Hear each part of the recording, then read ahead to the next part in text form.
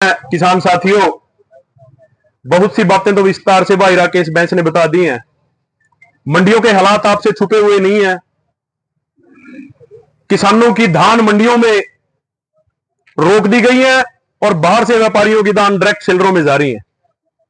PV के नाम पर लिप्पापोती की जा रही है। और फिर जब प्रधान जी भी ये बात कहें कि अब हम क्या कर सकते हैं, तो अब तो फिर प्रधान जी वही चाह रहा है, जहां पर ये पीवी वाले सेलरों के बाहर खड़े हो जाओ, जहां पर भी सेलर से गलत इंफॉर्मेशन आए कि ये लोग पीवी गलत करके निकले हैं, तो फिर वो कर्मा फिल्म का डायलॉग है, इस थप्पड़ की गूंज तुझे दूर तक सुनाई देगी डॉक्टर डायंग। उस थप्पड़ की गूंज हर सेलर के आगे से आनी चाहिए, हर मंडी के आगे से आनी चाहिए। कर लेंगे मुकदमे सरकार के लोग, जितने मुकदमे दर्ज करेंगे। और आपके पास तो ऐसी टीम है जो मुकदमों से और लाठियों से घबराती नहीं है। हाँ, अब मैं वही तो कह रहे हूं जी। दूसरी बात, बड़ी हैरानी की बात है, मेरा विशेष तौर से यहां पर जो पत्रकार साथी खड़े हैं उनको सुनने का विषय है। परसों शाम को एक हमारे कैथल जिले के गांव है ग्योंग, उससे शाम के समय मेरे पास एक किसान का फोन आया कि मेरी 7 दिन से धान कैथल की मंडी में पड़ी है और धान नहीं बिक रही है।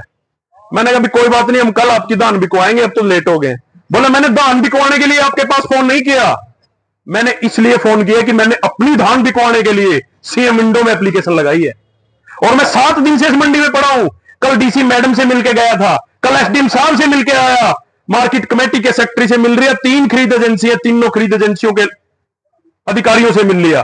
तो जब मैंने उनसे उससे पूछा कि कारण क्या है, तो उसने कहा कि जिस दिन मैं धान मंडी में लेके गया था, मेरी धान का मॉइस्चर 17 था और मैंने वहां कहा कि मैं इसे पूरे रेट में बेचूंगा, लेकिन एक एजेंसी के अधिकारी ने कहा कि पूरे रेट में नहीं बिकेगी, 2200 रुपए में बिकेगी।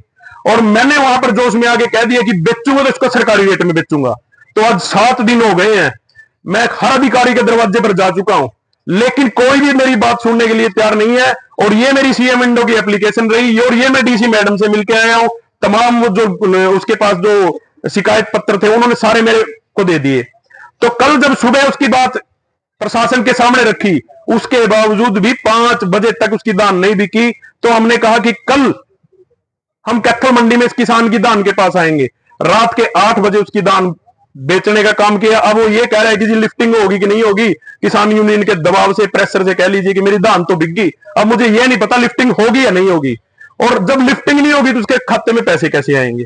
तो किसान साथियों, मैं ये कहना चाह रहा हूं कि इस प्रदेश में इस तरह के हालात पैदा कर दिए हैं इन भ्रष्ट अधिकारियों ने, और मैं तो कहूंगा सरकार में बैठे हुए लोगों ने भी, कि किसान को अपनी धान बेचने के लिए सीएम विंडो तक का सहारा लेना पड़ रहा है, लेकिन सुनाई वहां पर भी नहीं है।